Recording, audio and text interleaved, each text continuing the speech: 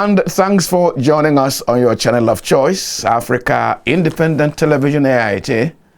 My name is Mwabuz Njoka, and let me welcome you to the signature show this Sunday. And in our package of the program for this Sunday, the alarm raised by Borno State Governor Babagana Zulum on mass surrendering of Boko Haram fighters. The pathetic story of citizen Glory Okorie, the 21-year-old Imo State schoolgirl in police detention. Now, when greed sits on the throne, honor takes flight. Plus, corruption theory on the reward of integrity. Please stay with us.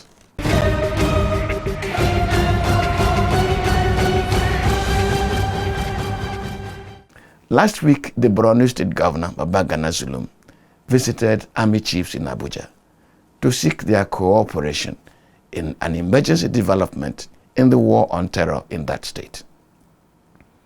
In the previous week, the governor had raised an alarm that over 1,000 Boko Haram fighters had surrendered in warfare swoop and were becoming both a security and humanitarian burden to the state. And last week, President Muhammadu Buhari admitted that with the success recorded by the Islamist fundamental group, the Taliban in Afghanistan, Africa, and indeed Nigeria, would become the next theater of terrorism. This situation is not helped by the intelligence provided by the United States that ISWAP and Al-Qaeda were progressively penetrating Nigeria's southern states. There is a frightening scenario and a worrying disposition. Now, suppose that Babagana Zulum's alarm develops beyond over just 1,000 Boko Haram fighters into a mass surrender of over 10,000 of the fighters. What will Nigeria do? This scenario is frightening because these are people whose hearts have been recruited into wishing death for those who do not understand God and worship Him the way they do. And they have been trained in arms handling.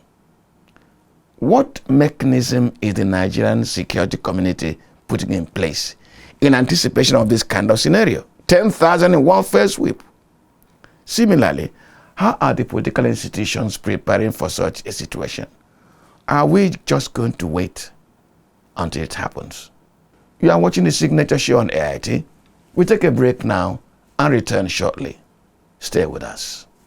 This is SignatureTV.org. Breaking the news. Following the news. Analyzing the news. 247 round the clock. All on the go. SignatureTV.org. News in your pocket.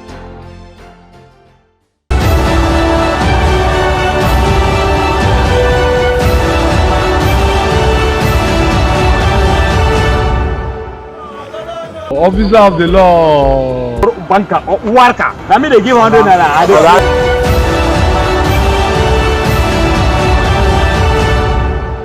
Go dey tip the money. If I say I go come out to head. If I see person wey eat pension money, I go carry my check for am.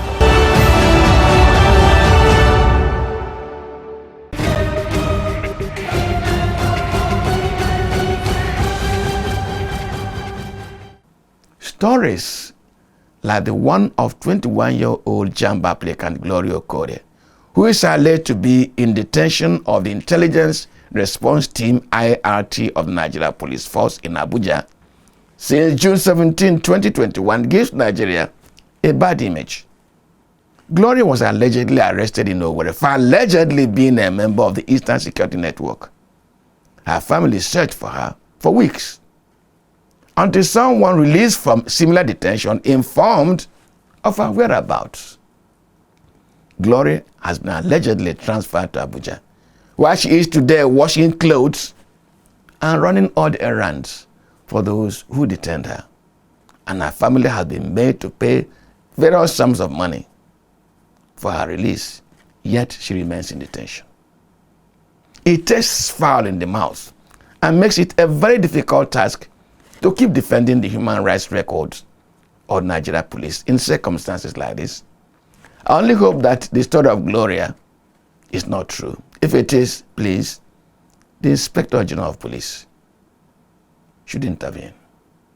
Now, as I feel a sense of worry over Gloria's case, I feel a sense of shame. The former governor of Abia State, Theodore, who was my guest on a program, Matters Arising, shortly after he became governor, and who said to me that his primary focus was the welfare of the Abia citizen, would be arrested at the Nnamdi Azikiwe International Airport, Abuja, last Thursday and taken to the EFCC office in Jabi like a common criminal. He is alleged to have collected 500 million naira every month as security vote from 2007 to 2015 while he governed the state. He is also alleged to have mismanaged the ecological fund of 2 billion naira as well as the Shaw P funds. This is the signature show on AIT. Next is a special report, which is on the killings in Plateau State. When government does nothing to stem a situation, it turns to impunity. Stay with us.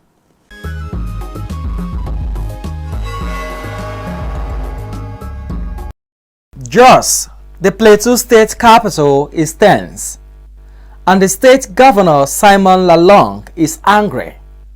Lalong, a lawyer and humanist, is angry because last week 22 innocent travelers who missed their way into the Rukuba Road axis of the city were killed by some irate youths. The worshippers that went to Bauchi for a religious worship from Ondo State. On their way from Bauchi back to Ondo, they were attacked in the city center of Jos, in a place that is called Gada View for people that know Jos very well. And that attack claimed the lives of 23 people. 23 other people were injured and are receiving treatment in various hospitals in Jos. The circumstance of the killing of the 22 travelers, injury to 14 others, and the lucky escape of 21 others needs to be told. 2 weeks earlier, Irigwe community in Basa local government of the Plateau State was attacked by suspected Fulani herders. The traditional ruler of the community was killed. Farms in full bloom were destroyed, and over 200 houses were razed. It was not the first, second, or even third time communities in that axis had been attacked and their members killed by suspected armed herdsmen. Before the Basa attack, many other communities from Wasi, Berenkin Ladi to Heipan in Plateau State had been attacked. On the day the travelers were attacked along Rukuba Road, the Basa people had just concluded the burial of their dead. Understandably, but not justifiably, the youth were in a raw mood when the travelers, many of who were Fulanis, strayed into their arms. As of today, arrests have been made. About 33 people have been arrested and are being prosecuted. And of the arrests that have been made, some of the confessional statements that we have is that some people that were involved in that kind of act, community leaders, so to say, being fingered as some of the masterminds of this heinous act, and government is not leaving any stone unturned. To show his frustration at the unnecessary killings, the Plateau State Governor Simon Lalong has cautioned against granting any administrative bail to those arrested in connection with the Rukuba Road attacks. But why do the Plateau youths now tend to resort to self-help? In 1994, there were communal crises in Plateau State, and an inquiry was instituted to determine the root causes. those who had a hand in it, and what sanctions to prevent a recurrence. The report of that inquiry and its recommendations were only released in 2010. Similarly, the Nikitobi Judicial Panel on the 2001 violence and mass killings in Jos made extensive recommendations on how to forestall any future occurrence. In that report, former Commissioner of Police in Plateau State, MD Abubakar, was indicted for being a religious bigot.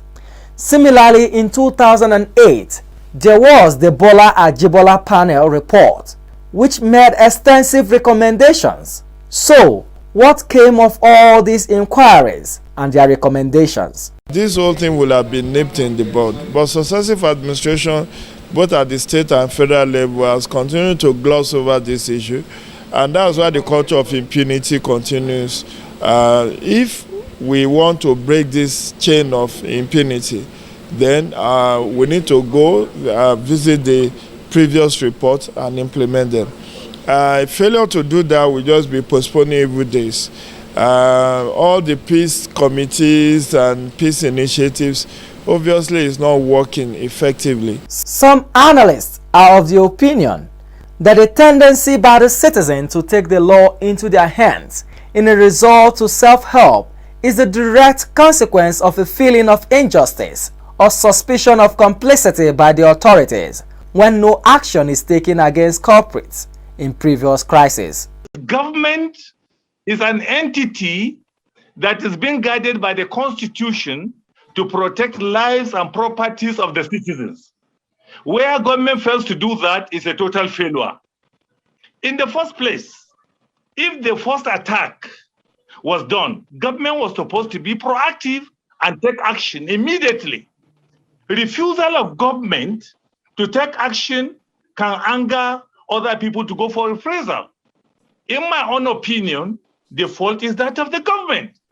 Where I feel I'm not secured, of course, I must devise means of securing myself. If this is true, then the Rukuba Road riot and killings can be rightly described as signs of loss of trust and confidence in the government to protect and provide justice to the citizen.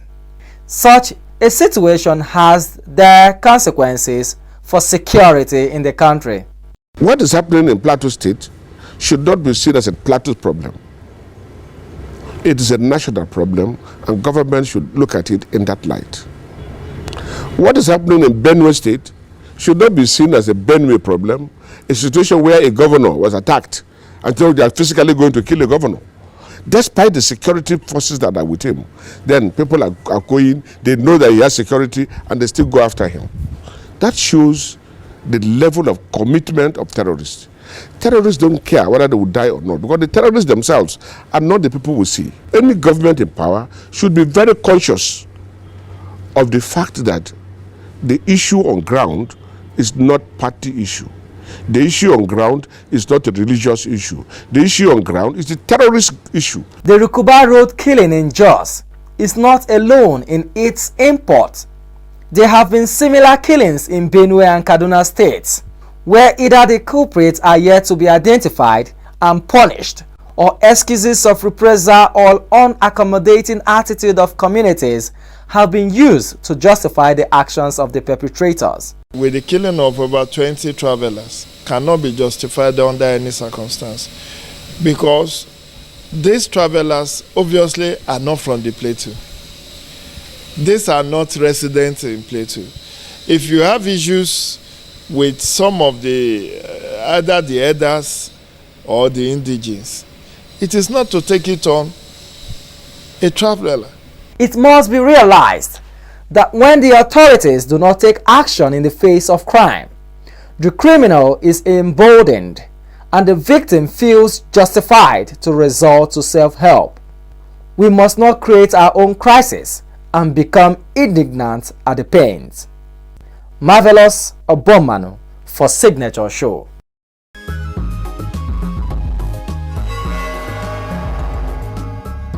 Thanks for staying with us. Now, last week, former Deputy Senate President Ibrahim Mantu from Plateau State passed away. Mantu a politician who enjoyed friendship in politics, cordial relationship across faiths, and preached and believed in a common Nigerian citizenship, irrespective of ethnicity, was once our guest.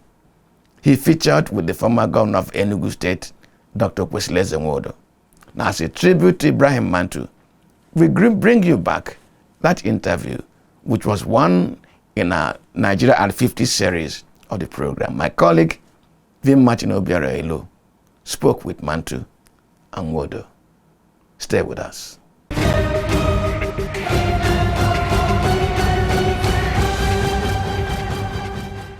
I'm being joined now by Dr. Kwesile Zenwodo, former governor of Enugu State and former chairman of the PDP, and Senator Ibrahim Mantu, CFR, former deputy president of the Senate of the Federal Republic. You're welcome, Your Excellency. My pleasure. My pleasure. Good to have Good you evening. on a special day like this. Thank you. Thank you. You're welcome, sir.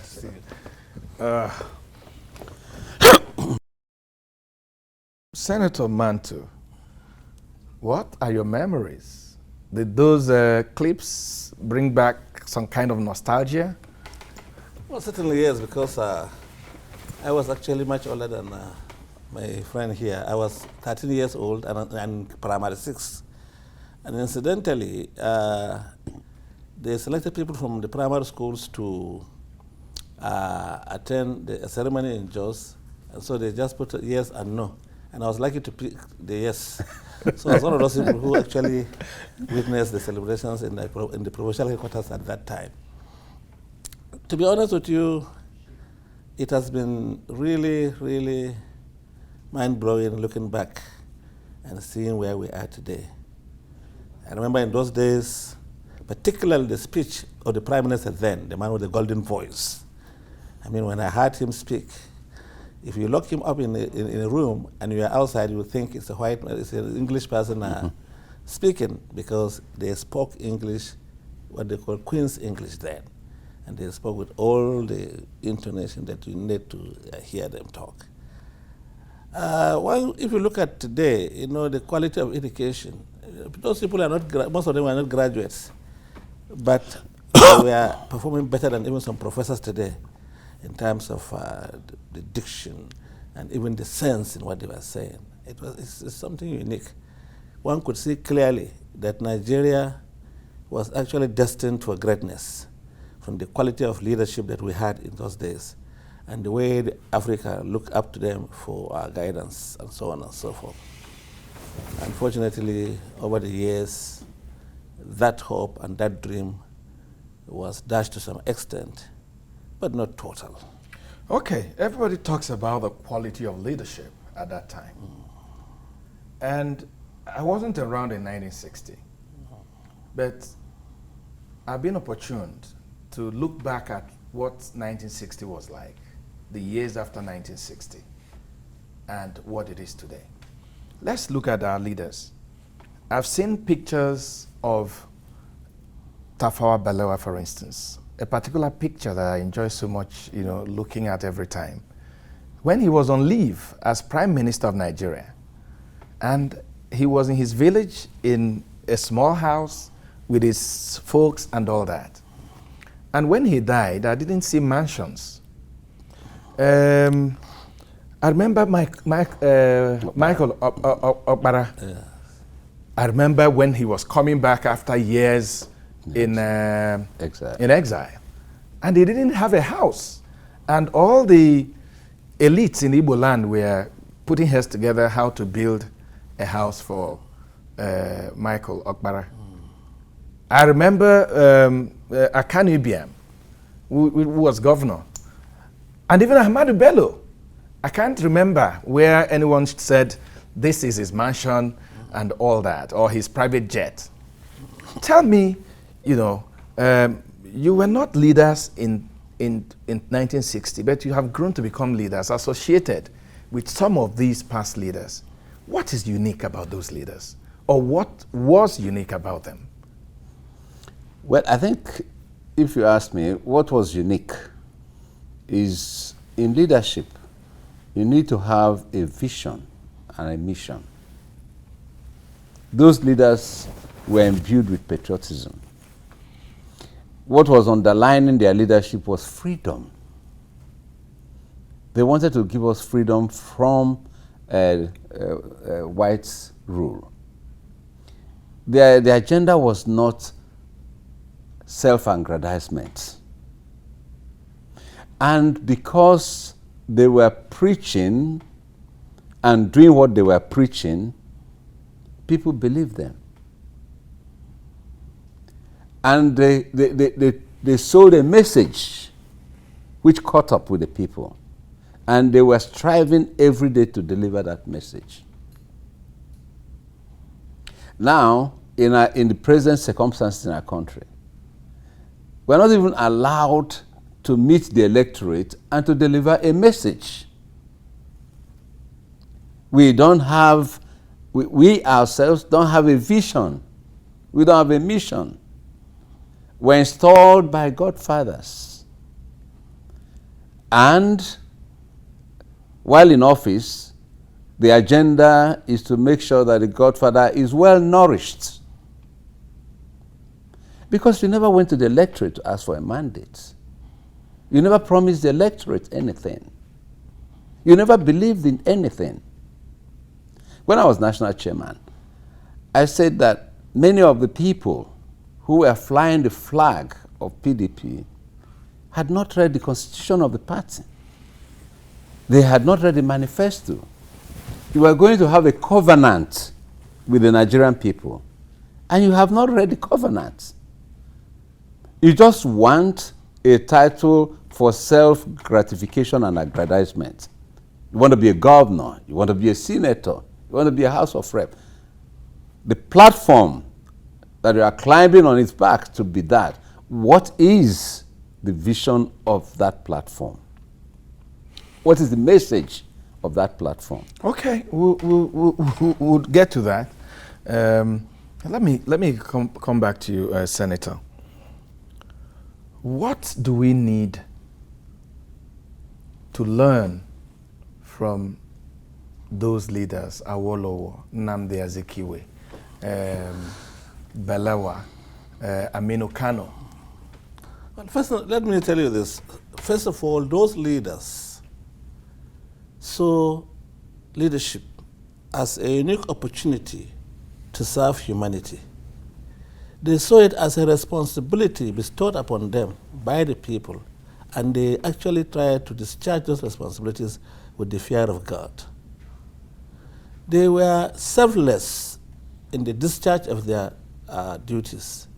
They didn't see occupying a public office as an opportunity or the quickest means of becoming rich as it is today. Today, somebody who makes money either through cocaine pushing or any other bad means, he will come and then buy the delegates and he will win an election and become a governor. He spends 10 million and he wants to go back with 10 billion after the end of 4 years. That's what it is today. So people don't even ask where is your background, but in those days, nobody will actually make you to represent them until they see how you have been identifying with the community from the beginning. What have you contributed to development in the community? And so in those days, the people will look at you and say, look, this man has actually done so much for the community, and we should give him the opportunity to represent it at a higher level, because they have watched you, how you are growing. Your contributions to the community is being noted and appreciated. You didn't buy anybody. Nobody said, in fact, in most cases, those leaders were actually approached. They didn't go to canvassing for positions. No. People came to them and said, look, do this. I remember Chief Solomon Lar, I remember he was a teacher. He was teaching in the classroom with his short knicker, in those days. And people came and said, look, you should go and represent us in Lagos. He was, no, I prefer to be a headmaster here. They said, no. So, and even myself, in 1979, when I contested the election, it was the people who came to, 7 times they were coming to bring me. I said no. They had to bring my father to come and tell me if I don't agree, he was going to cast me. And that was how I joined politics. I didn't join politics because I wanted to be in politics. I was dragged into it by the community. That was the situation then. But today, it is you somebody will come to me and say, Senator Mantu, I say yes. I have come to you because I want to join politics. The next day he will tell you, I want to be the governor of Plateau State next year. And he is coming to politics for the first time. Nobody has seen him perform, do anything for the party.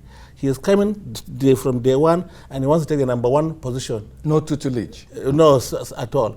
And that is why democracy has been destroyed completely today. Okay. Dr. Nwodo, your father was a regional minister. In other words, you saw how it was done. I will ask again, what was peculiar about their style? Because your father was there with his contemporaries. Just like Senator Mantu said, at that time, your pedigree was important. You are being identified as a community leader was important. The votes counted. Exactly. Now, there was a level playing ground. Everybody who wanted to serve had unfettered opportunity to tell the people what he wanted to do for them. And the people were not hindered in casting their votes. Now, you'll find out that in those days, when results are declared, they said somebody had a landslide, somebody lost deposits. Yes. And that was the test of the community endorsement of the leadership. And your party valued you depending on the number of votes you garner during election. It showed where you are standing in the society. And they respect you and they give you all the privileges that they need to nurture your remaining in the party and harnessing these votes when the elections come. So where did Nigeria go wrong? For a country that so many across the world believed so much in and looked forward to its greatness, what went wrong? And I still have Dr. Kwesilezo Nwodo, former governor of Enugu State, former chairman of the PDP. I also have Ibrahim Mantu, a former Senate president, deputy Senate president of the Federal Republic. And, you know, every Nigerian is wondering where we got it wrong. You know, I remember that in 1960, where you came from was not an issue. At what point did we lose all that, the Nigerianness in us? And then tribalism came in and corruption took center stage. At what point? What actually went wrong? Well, I think the Nigeria started to derail when the military took over power in Nigeria. It was Dr. Nnamdi Azikiwe that said that the worst democratic government is better than the best military government that you can ever have. The mere fact that people could not collectively express their wishes about the way forward, and then the entire legislative arm of government was subsumed in a few members of the Armed Forces Ruling Council. Dictatorship took over. Besides, barracks mentality took over. And these issues have shaped Nigeria at a very critical time of its development. Just as we were beginning to build democracy in our country, we were derailed by military intervention. And after the military intervention, when politics came back, we had people joining politics who had absolutely no idea what politics and democracy meant. And there was no organized system to key them into what was expected of them. Now they came in inheriting military mentality into the democracy. And you find civilian governments talking with immediate effects. In democracy, there's nothing like immediate effect. Things have to pass through a democratic system and be cooked through the meal of both the legislature and the executive before implementation. If you have a budget, the executive draws the budget, it subjects it to debate in the parliament. And the people now make their inputs before it becomes law for execution. So this, we just abandoned the system. And if you look at other countries that didn't go through this and just continue to develop their democracy, what you have in Nigeria is totally different from what happens in such places. Senator Mantu, did corruption come with the military?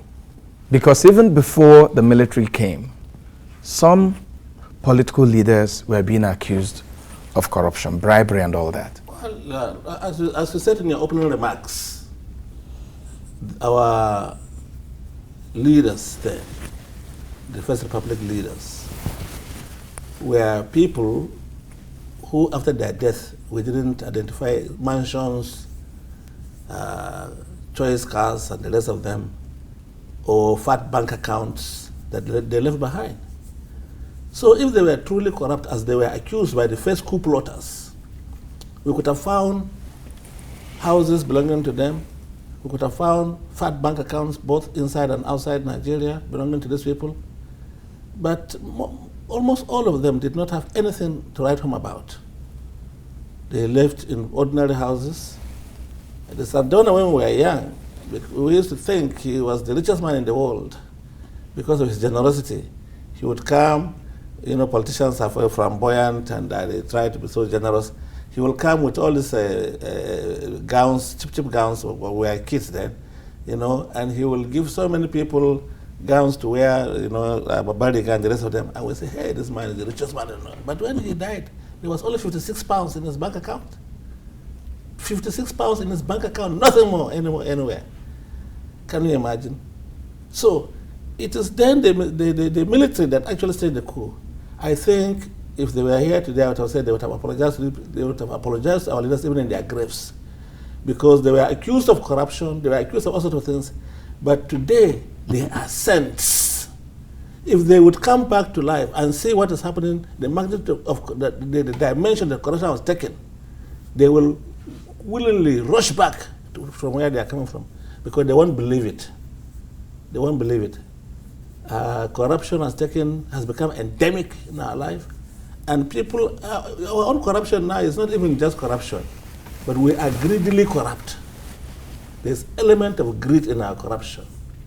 Recently, a woman, they found 3.5 billion naira in her house when they were doing this pension something. A woman, not even a man. So, can you imagine the dimension which corruption has taken? So, I think like my colleague here has said, the first disaster that actually affected our destined journey, to our journey to our destined greatness, the first disaster that took place is the military intervention. Like you said earlier, Igbos were here in my village, for example. We look at them as the white people because we are learning from them. They are the ones who are bringing civilization. And they were part and parcel of the society and the community. They partook in everything. There was no discrimination at all against anybody. But when the military had the first coup, and it was suspected to have been selective in killing those, then there was a counter coup. Then that now laid the foundation for all this suspicion and tribalism and the rest of them. And it continued like that and like that and like that, until indeed the military now changed the face of everything. Okay. Because, you see, they did not tolerate the mistakes of our past leaders. If they had tolerated the mistakes of our past leaders, we could have learned through trial and error. And indeed, things would have actually gone the way it has gone in other developed and advanced nations. But before I say so, I want the military to appreciate. I appreciate the present military crop that have decided to allow politicians to play politics and they to play their own military work. Because since 1999 to date, this is the first time in the history of Nigeria that democracy has been allowed to last this long. And that is why a lot has happened, but I will come to that later. I don't want to. Okay, I was, as part of, getting information and knowledge for this program, I stumbled on a document that was commissioned by an agency of the United Nations in 1955. It was a document that was looking at Nigeria's development. It was going to go from 1955 till about 1965. And, in that document, at every point of the document, what the consultants and all that were saying was that there was so much resources to address the problems of Nigeria. Some of the issues they raised were manpower, quality manpower, local manpower, and then finding places where the money could be well spent, which means that there was so much. And then after independence, we still remember the granite pyramids, the palm plantations, cocoa, rubber, name it. Are we going to blame the military too for abandoning the agro-based, economy that we had that was doing so well? Yes. Where do we, place that blame from a rich country to a poor country? Well, if I may come in, we should place that blame purely on the discovery of oil. Because rather than oil being an additional wealth, we now abandon other sources of revenue and then concentrated on oil because oil is like food is ready. So you come, nobody wants to go and do anything that will actually take time before it matures. The military abandoned agriculture because they were getting easy money from oil. And gradually, it was our rural people who are now, living agriculture and taking up other means of livelihood, And agriculture, in fact, me too, I stumbled into another document which says that the present Bayelsa state, and it was a Chinese company that did a research in 1956, and they said that the present Bayelsa state could produce rice for the whole of Nigeria and even export to other parts of Africa. Rice production, Chinese company, Chinese people did that research, I have it. So you can see clearly that like Thailand now, we've been importing rice from Thailand. Nigeria would have been actually exporting rice like Thailand. And like you said rightly, everything that this prosperity we were talking about was all from agricultural produce. Yes. Nothing to do with this, not to talk about the abundant, solid, natural resources that we have underground, which was not touched. In fact, nobody has ever bothered to even touch solid natural resources until Abacha came into power, with due respect to him. Abacha was the first head of state that established Ministry for Solid Minerals. And solid minerals are about everywhere in Nigeria. There's no state in this country that hasn't got one type of solid mineral or the other. Indeed, experts are saying, if we were to explore our solid minerals, what we will get from it, we will just make oil as just, peanuts completely. So I think here again, we will lay the blame on the military because they have been so long in power and they abandoned that area. And now I hope that with the restoration of democracy, which has started taking longer than necessary, long enough to stay, we must, because we cannot continue to blame the military forever. Now that they have given us space to actualize our dreams, we must go back to base. We must go back to see what kind of things can we do so that because God did not want anything called poverty to happen to Nigeria. Okay. Nigeria has no piece of poverty. God made it from the beginning that this country will be very, very rich and it will have quality human resources. So the combination of abundant natural resources and qualitative human resources should make any country full of milk and honey. Well, Senator Mantu, if Zik, who said that one of his greatest achievements was see Nigeria become independent and all that, if he were to come back today, from what you said, he would be so disappointed. So we don't have too much time, but how can we go about fixing our nation? Well, I believe that we should be able to learn from the past because we've made mistakes. But if you look at the history of the world, even those so-called developed nations, that at one time or the other, they were at our own stage. But we have an advantage of learning faster than them because we can see what is happening around us. I've always said that we, politicians and leaders, should be born again. We should apologize to Nigerians for mismanaging the nation and promise and be repentant and promise never again to do it, to continue in the same way. Because every politician should see the responsibility of being given a mandate to govern the people as a special responsibility that he is going to give account of to the people here and even hereafter. Because when you trust me to be your eyes, to be your ears, to be your mouth, to think for you and do everything on your behalf, that is a heavy responsibility. Unless we come to terms with the oath we take, when we are given responsibility, we take oath of office, but we are just blabbing. We are not aware or conscious of the serious responsibility we are taking between us and our Creator God in heaven and the people that give us that mandate. So Nigerian leaders must be born again. We must learn from our mistakes of the past and then see the responsibility of running a nation as a serious responsibility. And if you are not going to do it in the interest of the people, don't accept to run for a public office. And the case is not finished. Thank you, gentlemen. Thanks for coming on the show.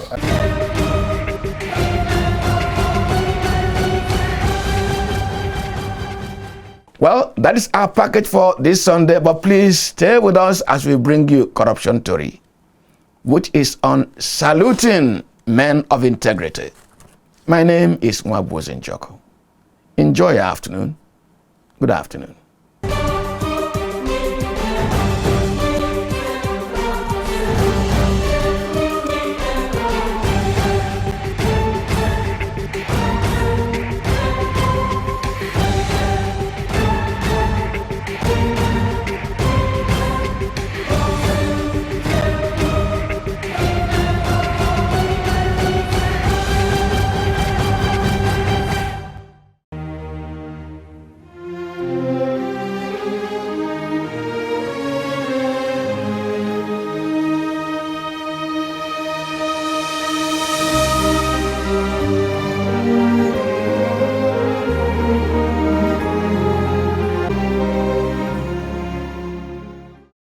My people, now waka well to our correct program Corruption Story, for where we dey comot the issue of corruption and the fight to kill am comot for we country pata pata. My name na Ufuma Egoriase.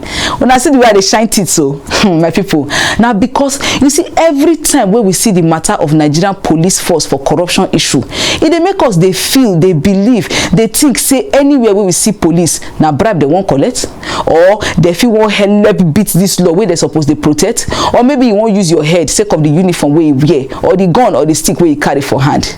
My people, for we stand gidigba say lie no be all police officers they corrupt. It dey sweet our belly well when something happen where they show say no be lie with they lie. My people, now why body they sweet me today. So our corruption story for today, they shine light on top the 3 correct policemen for Kano State where show us koro say e still get police for this country where corruption no dey in body. I beg my people, follow me waka enter Nigerian Police Force Command for Kano State. Make we go through with salute for these policemen. Perception, they say, is everything. There seems to be a lot of misconception about the Nigerian police. and Nigeria in general.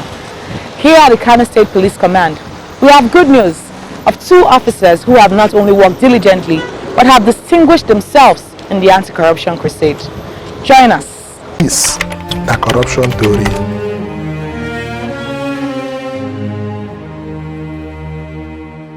Shebi una sabi say for any corruption wey anybody do, e dey suffer for am. Yes, either say e no go see good road, or on another hand money no go dey pocket later, or make e no get pipe-borne water, or better health services, or better education, or security, or even something e fit even die. Una remember say late Professor Dora Akunyili, wey be the former oga for NAFDAC, bin even put her life for line to stop the wakabout of fake drugs wey some traders for Onitsha, Anambra State, and even NAFDAC officials dem dey do as business transport enter country to kill country people for money, and fake drugs kill plenty people. She put all the power wey she gets to make sure say dem stop to import all these drugs enter country, because corruption for that sector e dey finish the health part of Nigeria, dey kill country people anyhow. Wetin Dora Akunyili be do carry better name come for her family and NAFDAC wey she been dey work. For 20th of May, we took leg enter Kano State sake of 3 policemen, Sergeant Kabiru Isa wey dey with Kano State Traffic Agency, Inspector Garba Rabu and Jamilu Buhari wey dey with Kano State Consumer Protection Agency. Corruption tori go Kano State to carry award give these policemen as anti-corruption ambassadors. So on behalf of Signature TV, in support of the MacArthur Foundation, we are presenting this award to you for your outstanding efforts in the war against corruption. Thank you very much. On behalf of Signature TV, in support of the MacArthur Foundation, we are presenting this award to you as a result of the outstanding efforts in the fight against corruption. So on behalf of Signature TV, in support of the MacArthur Foundation, we are presenting this award to you for your outstanding efforts and service in the fight against anti-corruption.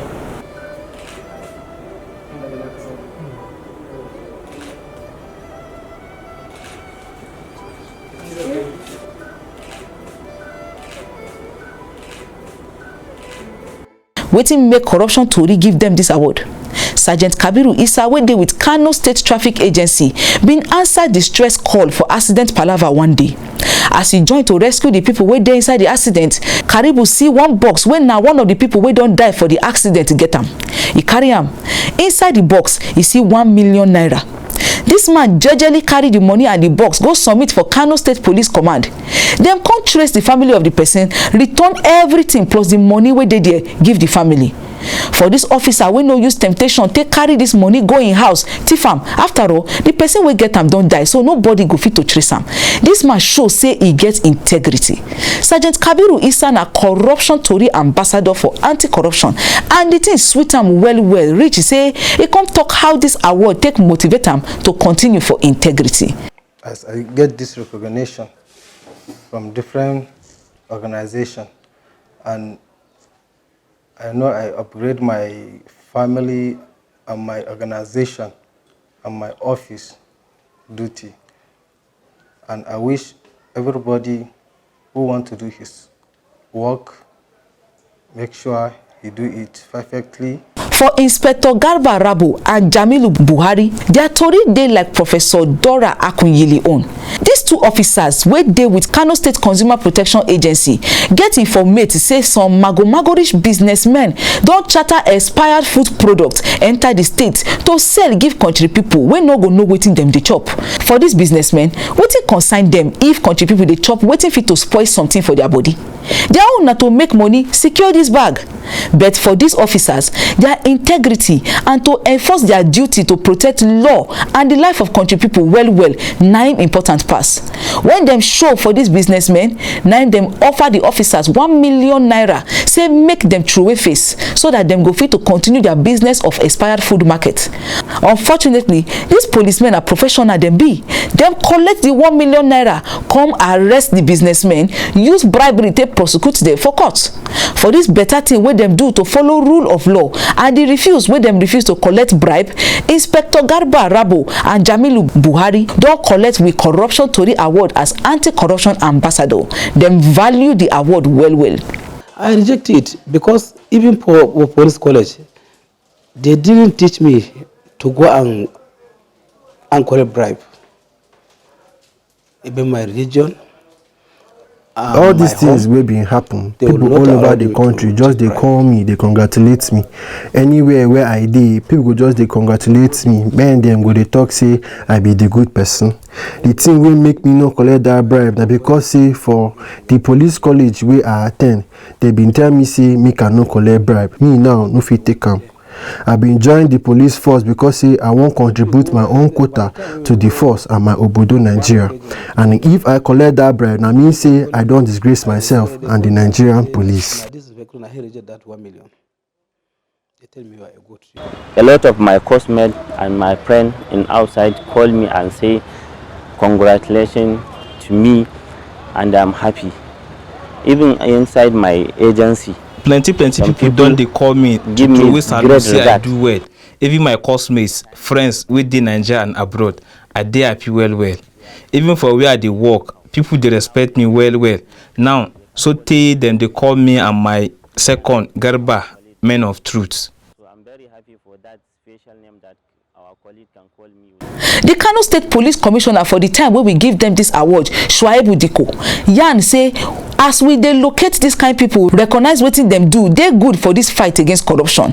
It always salute for corruption Tori when a MacArthur Foundation they sponsor them, thank them well for the recognize where them they give these police officers we get integrity. Their actions or their shunning corruption really have a lot of impact, in the sense that look at you now coming from Abuja. This kind of thing where these people do now, as them no join any Mikremo movement, get plenty and positive impact. Even in a way show face from Abuja because say them do good acts. Even men them just they call me for my phone, they congratulate me because of what they been do. This kind of act where these people been doing now, as them no join any Mikremo movement, get plenty and positive impact. Even in a way show face from Abuja come here because of them good acts. Even men just they call me from my phone, they congratulate me for the good actions where they been do. This action just they torture people. Even the Inspector General of Police bin say make we dey shine eye, they talk as he be. Now waiting my men been show. As people just they recognize them, e dey enough. Even the MD of Karota been roger them 100,000 by. Even the other one wey no gree collect the 1 million naira, they been sama with another 1 million naira by them state people. Police Public Relation Committee wey dey Yankee be say they go also roger them with another 1 million naira by. We don't give them recommendation and even award, and we don't write to the Inspector General of Police, and I know say they go get something. Managing Director of the Kano State Consumer Protection Agency, Bafa Dan Agundi, still give corruption Tori handshake for the award where them give these correct, honest officers.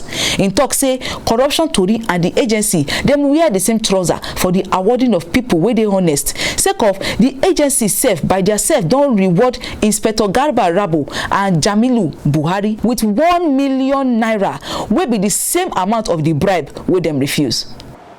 In the course of our operation, the staff from the agency, that's Consumer Protection Council, and one Inspector Garba Rabu were offered 1 million naira bribe, and they turned it down. They reported to the office, and we feel this kind of people, if they are encouraged, others will emulate. So that is why we give them the 1 million naira they were offered for the bribe, for them to know they can get it legitimately. And we thank the officers for the behavior they exhibited, and we continue to find so many other cases like this because of this one. What this gentleman did, it has changed the scenario of the entire Kano State Police Command, because everybody is admiring them. I don't know this kind of organization. I don't know how many came to see who are these guys. Is it true? Is it true that they did this kind of a thing? So people are emulating them. And not only that people are emulating them, they give credit to the agency. We have more respect from the public, and they believe it is the head that is not corrupt. So they have added value to my own self. So that means the gesture we have given, it has gone a long way in changing the minds of so many people working for the public. We waka enter street, see wetin them get to yarn for the matter. I still believe say Nigeria go fit still better because we still have the good people. Those policemen have tried their best, and I believe them, I recommend them. They should keep it up. If we no kill corruption for Nigeria, corruption go kill Nigeria. So if we see those people where they try to do something like this, make we encourage them the more, so that other Nigerians where they outside there, they go fit try to expose evil or corruption, so that Nigeria go fit go well. The policeman do good thing. If the police people in Nigeria here now, if they feel they continue to do like that, at least that one go fit take reduce the corruption we'll get for Nigeria.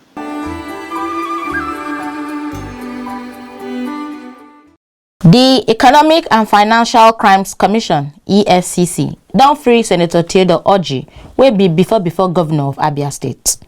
EFCC catch Theodore Orji for Abuja airport when in dey way they go London. EFCC been the touchlight matter when concern mago for money when Orji been be governor between 2007 and 2015. This a corruption theory.